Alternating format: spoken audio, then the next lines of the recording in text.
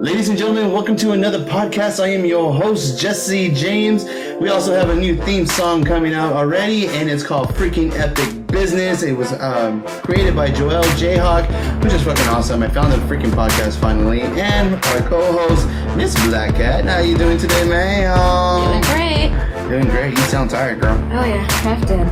Come on, you gotta bring your A game to this damn podcast, yo. We gotta get those people. I can still do stuff when I'm half awake. I do it all the time. Half awake? Yep. You can't have sex half awake, though. Yes, you can. Yes, you can. You're gonna be lazy about it, but it can totally happen. Like, I mean, just stick it in. Just stick it in. Yeah, pretty much. Alright, cool. So, we're actually really excited about this. It's Sashay Away podcast with Jessica Zyrie, and I'm actually really excited. So, please welcome our guest, Jessica. How you doing? I'm doing it well. Yeah. How are you doing? Oh, you know I'm doing it well. I'm always doing it well. I'm feeling good. Shoot, hell yeah. Finally got an apartment going. We're gonna be moving out pretty damn soon. So gonna find you and stalk you again. It's gonna actually be a lot more nicer than this. I'm actually really stoked about this. Yeah. So maybe I'm gonna be here to see us. It'll be in February. We'll invite you though. Yeah. We'll send an invite. Whenever I come back. You're coming back. You're coming back. I shall He's shit. like, I will fly up to Los Angeles, New York, and come and get you. I'll be the what is it? The Gabayeva? The boogeyman? Yep. For you. So welcome. You're going to be here a few more weeks here in Texas. You're going to be going out to New York. Which are you excited? Like, I am super excited. It's a huge step, so I definitely am a little bit nervous about it. But for the most part, I just realized you live once, so you have to get out there and you got to face your fears head on. That's true. Face your fears. Otherwise, if you don't face your fears head on, you're always going to be scared. You're always going to be wondering those what ifs and how come you never did it and whatever. I know because I'm still wrestling and I never say what if. I'm just like, fuck it. If I die, I die. Mm-hmm. Let's do it. I was like, I'm not insurance covered though, but I lived a good life. That's all that matters to me. But Jamie, do you want to start it off, or you want to start it off, or? Okay, we're doing a Q&A with Jessica. Yes. Zyrie. So I still love that last name Zyrie. though. Thank you. Zyrie. What you got, homie? I was gonna say Jessica. There's too many J's. Yep. James, Ryan's Jessica, the only Jess. exempt one in the room. But this is with an R. Yep. He's the only one that'll. But if you actually kind of combine their names, you can either get JR or RJ. Whatever comes first. So it works perfectly. That would be cute. The RJ family or the junior family? The junior family. Yeah, RJ. I like it better because that's better. Yep. Can't if you make clones like your mother does, we can just call it the junior family. You saw the picture of my sister. Yes. I'm telling you, we look alike, yo. It's too funny. When you get on Facebook, look it up. It's hilarious. I'll share it. Okay. What you got for us, homie? My first question would be, because you were moving to New York, what would you say would be your ideal life? What would you want to get out of your modeling career? Oh, that's a good question. I would love to, in some way, make history as being the first trans model into something just as a progression in our society for like acceptance. That would, if someone were to look at the first trans model in something and my name would pop up, I would really be extremely happy about that.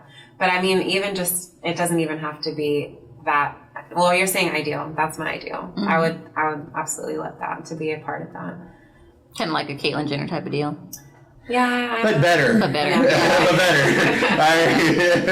Let's say good thing, because I don't want you to go back and be like, no, this is not who I am. Like, no, I want you to be who you are, and that's what I love about you, is that you stay true to who you are. And I'll say the next question: who is your inspiration for modeling, and why? Okay, so I cannot pinpoint an exact individual who inspires me the most, but I will say that Tyra Banks used her platform as a model, and she created the show that was well known, right? Mm-hmm. America's Next Top Model. And one of the things that I really respect about her is that, I'm not saying she was the only person who was doing it, but she did definitely make it public that she wanted to bring different types of beauty, like the non-traditional, not classic beauty. She brought all of these different people who were like struggling with their own type of like differences. You know, she had plus size models, she had a deaf contestant, she had someone with vitiligo, she brought trans models in, you know, like she brought a bunch of different individuals. And she's starting to bring male models in too, right? Yeah, and she started bringing male models those seasons in as well. were so epic. Did you have wet dreams, Jamie? No, it was. Somebody get him up. Somebody get him up. Yeah, it was just because of the fighting. I was just like, guys cat fight worse than, especially male models cat fight way worse than girls. Just all the side stuff and just like the looks they give other guys. I'm just like, look at this catty bitch. Well, that's actually pretty good. I mean, Tyra Banks is actually the, wouldn't you say the role model of the industry majority, or do you feel that she's kind of triumph? I know there's more female models who help bring up the modeling industry, but Tyra Banks seems to be your pinpoint. Yeah. And so that's actually pretty good. And like you said, everything she's brought into it. How excited are you to want to do something like that? I mean, I'm extremely excited, and I think, you know, one of my biggest things is to also do that, to do kind of that what she was trying to do by bringing differences into the modeling industry and breaking that, like, you know, barrier. Traditional, you know, classic beauty in the modeling and kind of bringing out these differences. I think that's awesome. And honestly, you know, if it weren't for her allowing ISIS in, because I didn't know that there were trans models really before that. Yeah. I didn't know too much about that. So whenever she brought Isis King in, it made me feel like I had a chance to also do that and kind of pursue that as well. Doesn't it always feel good when someone does that for you? You just have hope to do something. She developed hope. Exactly. That's good. Jamie, what do you have? What's your next question? Would you consider being like a trans activist, or do you consider yourself like being a trans activist now? I definitely think so. More of now. Like before my transition, I was kind of like closeted and I didn't really talk too much about it. So when I would see certain things, I really didn't voice my opinion or speak up. And I do feel somewhat, upset about that. I wish that I was more vocal about it before, but now that I have come out with my story, I definitely intend to use my voice in places where it needs to be for, the community. What word of advice can you say to the young youth that are starting their transition? What advice can you give them? Okay, so transitioning definitely is something that can be hard, and you're going to have struggles. Hard. Yeah, you're going to have your struggles. There are going to be people who may make it harder for you, and you have your own internal battles that you have to face, but I would want them to know that they're in a really good time to do it, because if they tried doing this just a few decades ago, it would have been so much harder. Horrible.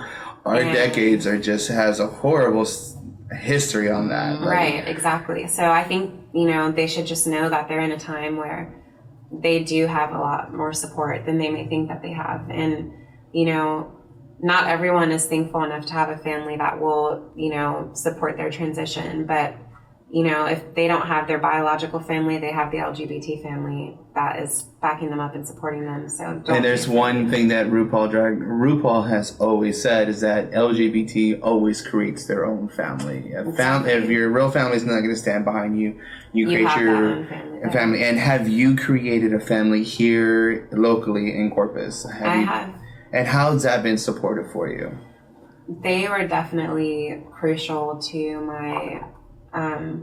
my coming out and all of the support. They just, they loved me and accepted me for me, and they were patient with me because, at the time I was still closeted, and I didn't want to tell people about it, but they still didn't treat me any differently for it. And they loved me, and, I couldn't ask for anything else. It's amazing to have these people who, aren't related to you by blood, just have so much love for you and want to see you succeed and have your back. And were these older transgender females? Mm-hmm. What was it like for them when they told their stories, how it was back then versus now? They kind of told me that basically what I was saying was that back then it was definitely more difficult to be able to transition, and that I'm lucky to be at a place where I am now, even though, we're not completely accepted in all places and in the law and everything.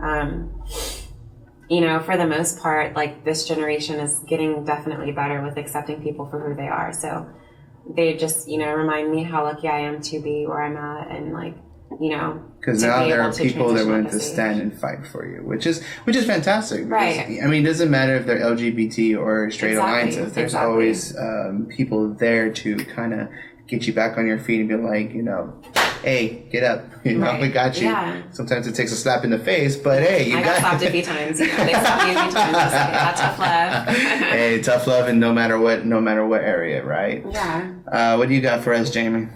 What would you say has been like the most awkward moment for you through all this? Ooh, I'm like the queen of awkward moments, so that's definitely. Just because you're tall. Yeah, exactly. Anything I do. You walk into a place, you're like, damn, this place is small. I know, because I have the same situation. I'm just like, Speaking of, I walked into a place one time in heels, and, like, I typically turn heads because of my height, you know, so as I was walking in, I fell, and literally everyone just, like, watched me fall. It was pretty embarrassing. But Wow. Yeah, it was really bad. It was a long fall. But, because they normally don't see towers like us fall, you know, slowly, like, whoa. Yeah. Wow, it's a long fall. Mm-hmm. She's going to hit knee first. Bam. Ooh, now face first. Yep. Normally it's how it happens. It's happened to me several times. I know this. So when I have, when I get, like, body slammed inside a ring and everything, I'm just like, I'm like, oh, that sucks. That's too funny. Well, I'm 6 foot, and then when I'm just suplexing somebody, they go over a lot more higher, so you're adding more height. And so when you're going down and whatnot, he bet you, didn't he? No? You hurt yourself? Okay. He scratched over an already scratched area. Ooh. Nope, sir. Not so, so that has to be an awkward moment for you, or? Yeah. My most awkward moment of my transition, gosh, that's hard. Mom, how come I haven't started my period yet? Yeah. I don't know. That would be a good one. I don't know why. I've always envisioned, like, for making that transition, how come I haven't started my period yet? Or, like, just having it for the first time and just being like, Boys don't have it unless you've been ripped from the inside from your anal, which has happened to me once or twice. Feels like that's the only time, but that's just me. Now, let's see. My next question for you is, what makes you stand out from the rest of the transgender community? Oh, that is also a toughie.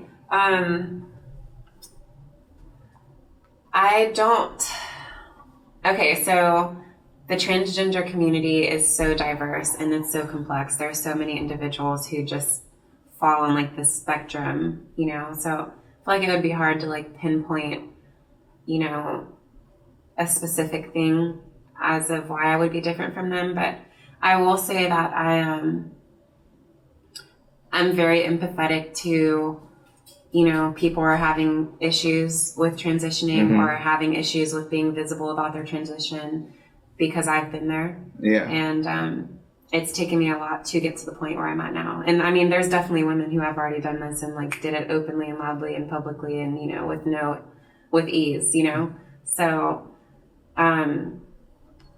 I think as a community, we're all just so complex and diverse and unique in our own ways. And it's a little bit hard to say exactly why I may be different. I feel really empathetic to, like, every single stage. You know what makes you different from everybody else? What's that? You're just you. Yeah, there you go. That was an easy answer. I'm just me, Jessica Zyrie. There you go. You're just you. I think that's what makes anybody different from anybody, is that they can bring something different to the table, and they can, you know, teach others, you know, their experience, you know, and there's people who are a lot older than you are that can teach you their experience they haven't been through. Exactly. And this is going to be my next question, and I'll give it to Jamie after this, is that, speak with which we're talking about, you know, history, storylines, and everything, and discrimination. What was a point in time of your life that you were actually discriminated, and what happened? Okay, so I transitioned when I was 17 in high school, and I didn't start any hormones or anything until I moved to Corpus.